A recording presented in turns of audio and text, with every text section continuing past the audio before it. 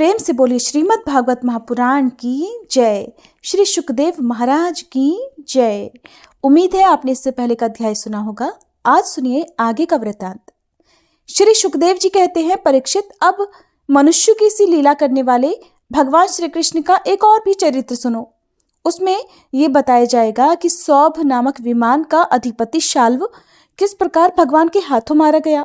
शाल्व शिशुपाल का मित्र था और रुक्मणी के विवाह के अवसर पर बारात में शिशुपाल की ओर से आया हुआ था। उस समय यदुवंशियों ने युद्ध में जरासंध आदि के साथ साथ शाल्व को भी जीत लिया था। उस दिन सब राजाओं के सामने शाल्व ने यह प्रतिज्ञा की थी कि मैं पृथ्वी से यदुवंशियों को मिटाकर छोड़ूंगा, सब लोग मेरा बल पौरुष देखना। परीक्षित, मूर्ख शाल्व ने इस प्रकार प्रतिज्ञा करके देवाधिदेव भगवान पशुपति की आराधना प्रारंभ कर दी। वह उन दिनों में दिन में केवल एक बार मुट्ठी भर राख फांक लिया करता था। यूं तो पार्वती पति भगवान शंकर आशुतोष हैं और हरदानी हैं, फिर भी वे शाल्व का घोर संकल्प जानकर 1 वर्ष के बाद प्रसन्न हुए। उन्होंने अपने शरणागत शाल्व से वर मांगने के लिए कहा। उस समय शाल्व ने यह वर मांगा कि मुझे आप एक ऐसा विमान दे दीजिए जो देवता, असुर, मनुष्य, गंधर्व, नाग और राक्षसों से तोड़ा न जा सके, जहां इच्छा हो वहीं चला जाए और यदुवंशियों के लिए अत्यंत भयंकर हो। भगवान शंकर ने तथास्तु कह दिया। इसके बाद उनकी आज्ञा से विपक्षियों के नगर जीतने वाले मैदानव ने लोहे का सौभ नामक विमान बनाया और शाल्व को दे दिया। वो विमान क्या था? एक नगर ही था। वो इतना अंधकारमय था कि उसे देखना या पकड़ पाना अत्यंत कठिन था। चलाने वाला उसे जहां ले जाना चाहता वो वहीं उसकी इच्छा करते ही चला जाता था। शाल्व ने वह विमान प्राप्त करके द्वारका पर चढ़ाई कर दी, क्योंकि वह वृषणीवंशी यादवों द्वारा किए गए वैर को सदा स्मरण रखता था।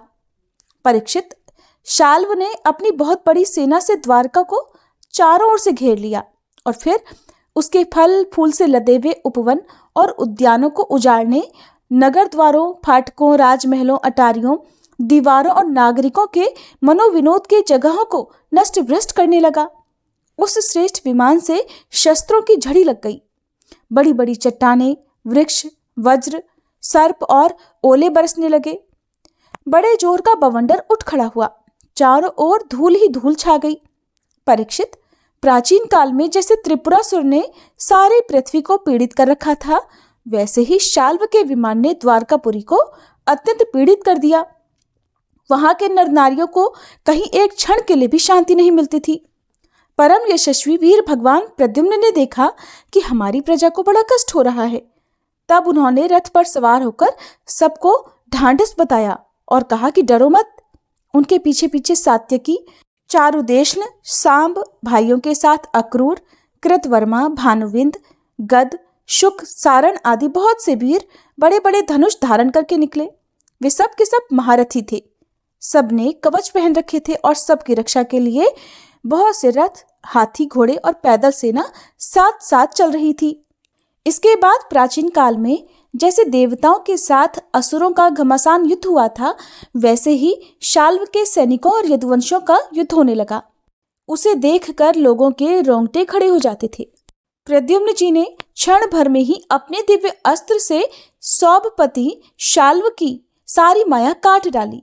ठीक वैसे ही जैसे सूर्य अपनी प्रखर किरणों से रात्रि का अंधकार मिटा देते हैं। प्रद्युम्न जी के बाणों में सोने के पंख और लोहे के फल लगे हुए थे। उनकी गांठें पता नहीं लगती थी। उन्होंने ऐसे ही 25 बाणों से शाल्व के सेनापति को घायल कर दिया। परम मनस्वी प्रद्युम्न जी ने सेनापति के साथ ही शाल्व को भी 100 बाण मारे। फिर हर सैनिक को 1-1 और सारथियों को 10-10 तथा वाहनों को 3-3 बाणों से घायल कर दिया। महामना प्रद्युम्न जी के इस अद्भुत और महान कर्म को देखकर अपने और पराये सभी सैनिक उनकी प्रशंसा करने लगे। परीक्षित, मैदानव का बनाया हुआ शाल्व का वह विमान अत्यंत मायामय था। वो देखने में इतना विचित्र था कि कभी अनेक रूपों में दिखता तो कभी एक रूप में, कभी दिखता तो कभी नहीं दिखता। यदुवंशियों को इस बात का पता ही नहीं चलता कि वो इस समय कहाँ है। वह कभी पृथ्वी पर आ जाता तो कभी आकाश में उड़ने लगता, कभी पहाड़ की चोटी पर चढ़ जाता तो कभी जल में तैरने लगता। वह अलात चक्र के समान मानो कोई दुमुही लुकारियों की बनेठी भांज रहा हो घूमता रहता था। एक क्षण के लिए भी कहीं ठहरता ही नहीं था। शाल्व अपने विमान और सैनिकों के साथ जहां जहां दिखाई पड़ता वहीं वहीं यदुवंशी सेनापति बाणों की झड़ी लगा देते थे।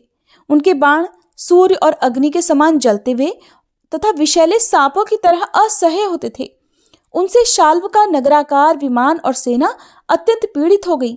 यहाँ तक कि यदुवंशियों के बाणों से शाल्व स्वयं मूर्छित हो गया। परीक्षित, शाल्व के सेनापतियों ने भी यदुवंशियों पर खूब शस्त्रों की वर्षा कर रखी थी। इससे वे अत्यंत पीड़ित थे, परंतु उन्होंने अपना अपना मोर्चा नहीं छोड़ा। वे सोचते थे कि मरेंगे तो परलोक बनेगा और जीतेंगे तो विजय मिलेगी। परीक्षित, शाल्व के मंत्री का नाम था द्युमान, जिसे पहले प्रद्युम्न ने 25 बाण मारे थे। वो बहुत बली था। उसने झपट कर प्रद्युम्न जी पर अपनी फौलादी गदा से बड़े जोर से प्रहार किया और मार लिया कहकर गरजने लगा। परीक्षित, गदा की चोट से शत्रु दमन प्रद्युम्न जी का वक्ष स्थल फट सा गया। दारुक का पुत्र उनका रथ हाँक रहा था। वह सारथी धर्म के अनुसार उन्हें रणभूमि से हटा ले गया। 2 घड़ी बाद प्रद्युम्न जी की मूर्छा टूटी। तब उन्होंने सारथी से कहा, सारथे, तूने ये बहुत बुरा किया। हाय, तू मुझे रणभूमि से हटा लाया। सूत, हमने ऐसा कभी नहीं सुना था कि हमारे वंश का कोई भी वीर कभी रणभूमि छोड़कर हट गया हो। ये कलंक का टीका तो केवल मेरे ही सिर लगा। सचमुच सूत, तू कायर है, नपुंसक है। बता तो सही, अब मैं अपने ताऊ बलराम जी और पिता श्री कृष्ण के सामने जाकर क्या कहूंगा? अब तो सब लोग यही कहेंगे ना कि मैं युद्ध से भाग गया। उनके पूछने पर मैं अपने अनुरूप क्या उत्तर दे सकूंगा? और मेरी भाभियां हंसती भी मुझसे साफ साफ पूछेंगी, कहो वीर, तुम नपुंसक कैसे हो गए? दूसरों ने युद्ध में तुम्हें नीचा कैसे दिखा दिया? सूत, अवश्य ही तुमने मुझे रणभूमि से हटाकर अक्षम्य अपराध किया है। तब सारथी कहने लगा, आयुष्मान, मैंने जो कुछ किया है सारथी का धर्म समझकर ही किया है। मेरे समर्थ स्वामी, युद्ध का ऐसा धर्म है कि संकट पड़ने पर सारथी रथी की रक्षा कर ले और रथी सारथी की। इस धर्म को समझते हुए ही मैंने आपको रणभूमि से हटाया।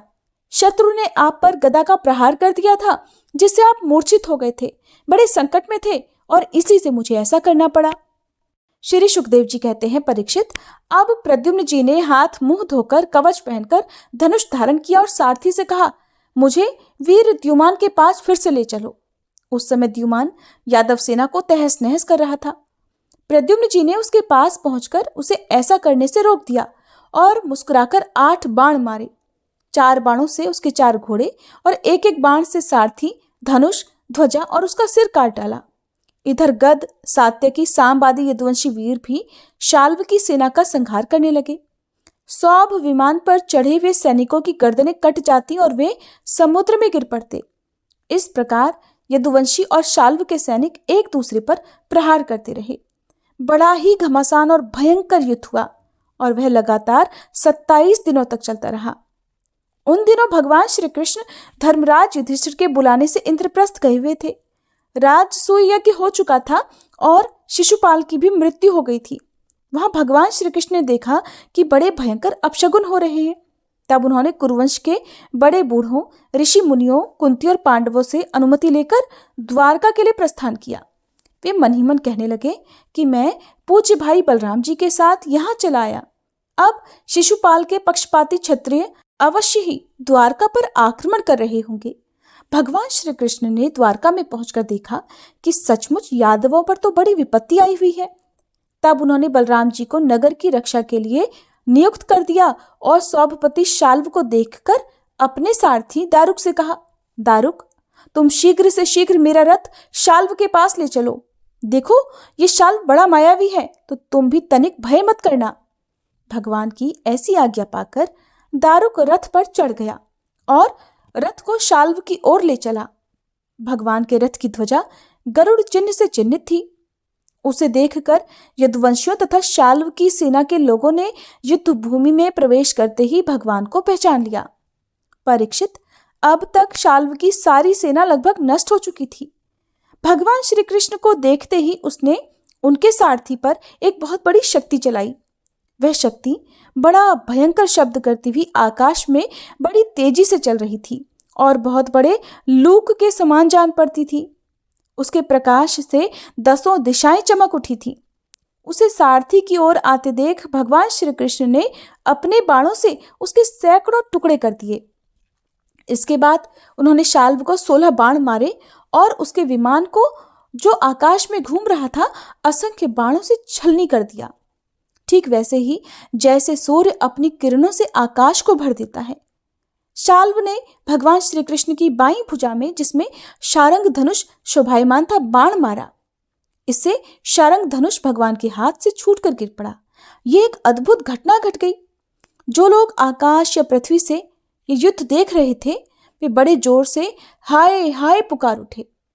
तब शाल्व ने गरज कर भगवान श्री कृष्ण से इस प्रकार कहा, मूढ़, तूने हम लोगों के देखते देखते हमारे भाई और सखा शिशुपाल की पत्नी को हर लिया, और भरी सभा में, जबकि हमारा मित्र शिशुपाल असावधान था, तूने उसे मार डाला। मैं जानता हूं कि तू अपने को अजय मानता है, और अगर मेरे सामने ठहर गया तो आज मैं तुझे अपने तीखे बाणों से वहां पहुंचा दूंगा जहां से फिर कोई कभी लौटकर नहीं आता। भगवान श्री कृष्ण कहने लगे, रेमंद, तू तो ऐसे ही बहक रहा है। तुझे पता नहीं कि तेरे सिर पर तो मृत्यु सवार है। शूरवीर व्यर्थ की बकवास नहीं करते, वे अपनी वीरता ही दिखलाया करते हैं। ऐसा कहकर भगवान श्री कृष्ण ने क्रोधित होकर अपनी अत्यंत वेगवती और भयंकर गदा से शाल्व की हंसली पर प्रहार कर दिया। इससे वह खून उगलता हुआ कांपने लगा। इधर जब गदा भगवान के पास लौट आई, तब शाल्व अंतर्ध्यान हो गया। इसके बाद 2 घड़ी बीतते बीतते एक मनुष्य ने भगवान के पास पहुंचकर उनको सिर झुकाकर प्रणाम किया, और वह रोता हुआ बोला, मुझे आपकी माता देवकी जी ने भेजा है। उन्होंने कहा है कि अपने पिता के प्रति अनन्य प्रेम रखने वाले महाबाहु श्री कृष्ण शाल्व तुम्हारे पिता को उसी प्रकार बांध कर ले गया है जैसे कोई कसाई पशु को बांध कर ले जाए। ये अप्रिय समाचार सुनकर भगवान श्री कृष्ण मनुष्य से बन गए। उनके मुख पर कुछ उदासी छा गई। वे साधारण पुरुष के समान अत्यंत करुणा और स्नेह से कहने लगे, अहो, मेरे भाई बलराम जी को तो देवता अथवा असुर कोई नहीं जीत सकता। वे सदा सर्वदा सावधान रहते हैं। शाल्व का बल पौरुष तो अत्यंत अल्प है, फिर भी इसने उन्हें कैसे जीत लिया और कैसे मेरे पिताजी को बांध कर ले गया। सचमुच प्रारब्ध बहुत बलवान है। भगवान श्री कृष्ण इस प्रकार कह ही रहे थे कि शाल्व वसुदेव जी के समान एक माया रचित मनुष्य लेकर वहां आ पहुंचा और श्री कृष्ण से कहने लगा, मूर्ख, देख, यही तुझे पैदा करने वाला तेरा बाप है जिसके लिए तू जी रहा है। तेरे देखते देखते मैं इसका काम तमाम करता हूं। कुछ बल पौरुष हो तो इसे बचा ले। मायावी शाल्व ने इस प्रकार भगवान को फटकार कर माया रचित वसुदेव का सिर तलवार से काट लिया और उसे लेकर अपने आकाश में स्थित विमान पर जा बैठा। परीक्षित, भगवान श्री कृष्ण स्वयं सिद्ध ज्ञान स्वरूप और महानुभाव हैं।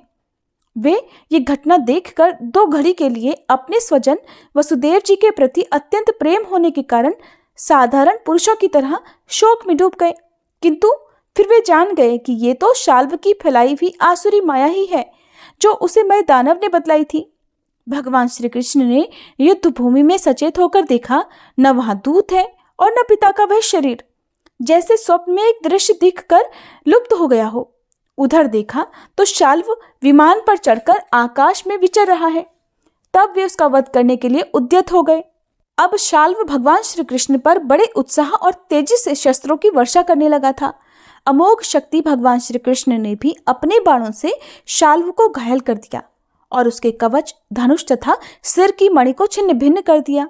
साथ ही गदा की चोट से उसके विमान को भी जर्जर कर दिया। परीक्षित, भगवान श्री कृष्ण के हाथों से चलाई हुई गदा से वह विमान चूर चूर होकर समुद्र में गिर पड़ा। गिरने के पहले ही शाल्व हाथ में गदा लेकर धरती पर कूद पड़ा और सावधान होकर बड़ी तेजी से भगवान श्री कृष्ण की ओर झपटा। शाल्व को आक्रमण करते देख उन्होंने भाले से गदा के साथ ही उसका हाथ काट गिराया। फिर उसे मार डालने के लिए उन्होंने प्रलयकालीन सूर्य के समान तेजस्वी और अत्यंत अद्भुत सुदर्शन चक्र धारण कर लिया। उस समय उनकी ऐसी शोभा हो रही थी मानो सूर्य के साथ उदयाचल शोभायमान हो। भगवान श्री कृष्ण ने उस चक्र से परम मायावी शाल्व का कुंडल किरीट सहित सिर धड़ से अलग कर दिया। ठीक वैसे ही जैसे इंद्र ने वज्र से वृत्तासुर का सिर काट डाला था। उस समय शाल्व के सैनिक अत्यंत दुख से हाय हाय चिल्ला उठे।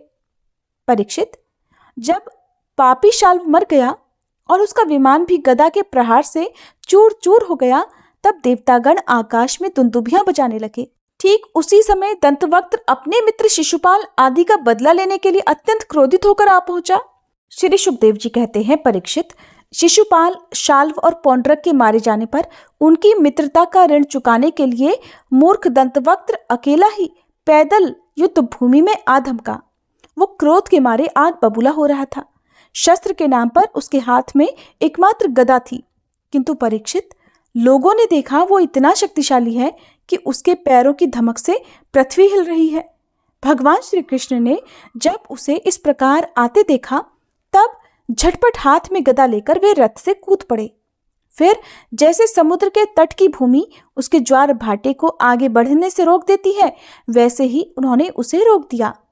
घमंड के नशे में चूर करुष नरेश दंतवक्त्र ने गदा तानकर भगवान श्री कृष्ण से कहा, बड़े सौभाग्य और आनंद की बात है कि आज तुम मेरी आंखों के सामने पड़ गए। कृष्ण, तुम मेरे मामा के लड़के हो, इसलिए तुम्हें मारना तो नहीं चाहिए, परंतु एक तो तुमने मेरे मित्रों को मार डाला है और दूसरे अब मुझे भी मारना चाहते हो। इसलिए मतिमंद, आज मैं तुम्हें अपनी वज्र कर्कश गदा से चूर चूर कर डालूंगा। मूर्ख, वैसे तो तुम मेरे संबंधी हो, फिर भी हो शत्रु ही, जैसे अपने ही शरीर में रहने वाला कोई रोग हो। मैं अपने मित्रों से बड़ा प्रेम करता हूं और उनका मुझ पर ऋण है। अब तुम्हें मारकर ही मैं उनके ऋण से उऋण हो सकता हूं। फिर जैसे महावत अंकुश से हाथी को घायल करता है, वैसे ही दंतवक्त्र ने अपनी कड़वी बातों से श्री कृष्ण को चोट पहुंचाने का प्रयास किया और फिर वह उनके सिर पर बड़ी तेजी से गदा मारकर सिंह के समान गरज उठा। रणभूमि में गदा की चोट खाकर भी भगवान श्री कृष्ण टस से मस नहीं हुए। उन्होंने अपनी बहुत बड़ी कौमोद की गदा संभाल कर उससे दंतवक्त्र के वक्ष स्थल पर प्रहार कर दिया। गदा की चोट पड़ते ही उसका कलेजा फट गया। वो मुंह से खून उगलने लगा। उसके बाल बिखर गए, भुजाएं और पैर फैल गए। निदान निष्प्राण होकर वह धरती पर गिर पड़ा। परीक्षित, जैसा कि शिशुपाल की मृत्यु के समय हुआ था, सब प्राणियों के सामने ही दंतवक्त्र के मृत शरीर से एक अत्यंत सूक्ष्म ज्योति निकली और वह बड़ी विचित्र रीति से भगवान श्री कृष्ण में समा गई। दंतवक्त्र के भाई का नाम था विदुरथ। वो अपने भाई की मृत्यु से अत्यंत शोकाकुल हो गया। अब वो क्रोध के मारे लंबी लंबी सांस लेता हुआ हाथ में ढाल तलवार लेकर भगवान श्री कृष्ण को मार डालने की इच्छा से आया। राजन, जब भगवान श्री कृष्ण ने देखा कि अब वो प्रहार करना ही चाहता है, तब उन्होंने अपने छुरे के समान तीखी धार वाले चक्र से किरीट और कुंडल के साथ उसका सिर भी धड़ से अलग कर दिया। इस प्रकार भगवान श्री कृष्ण ने शाल्व, उसके विमान सौभ, दंतवक्त्र और विदुरथ को, जिन्हें मारना दूसरों के लिए असंभव था, मारकर द्वारकापुरी में प्रवेश किया। उस समय देवता और मनुष्य उनकी स्तुति कर रहे थे।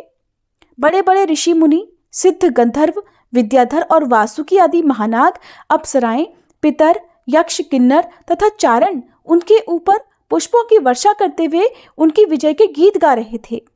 भगवान के प्रवेश के अवसर पर पुरी खूब सजा दी गई थी और बड़े बड़े वृष्णिवंशी यादव वीर उनके पीछे पीछे चल रहे थे। योगेश्वर और जगदीश्वर भगवान श्री कृष्ण इसी प्रकार अनेकों खेल खेलते रहते हैं। जो पशुओं के समान अविवेकी हैं, वे उन्हें कभी हारते भी देखते हैं, परंतु वास्तव में वे तो सदा सर्वदा विजयी ही हैं। हरे कृष्णा। आज के अध्याय में बस इतना ही। इसके आगे का वृतांत आप सभी अगले अध्याय में जरूर सुनिएगा।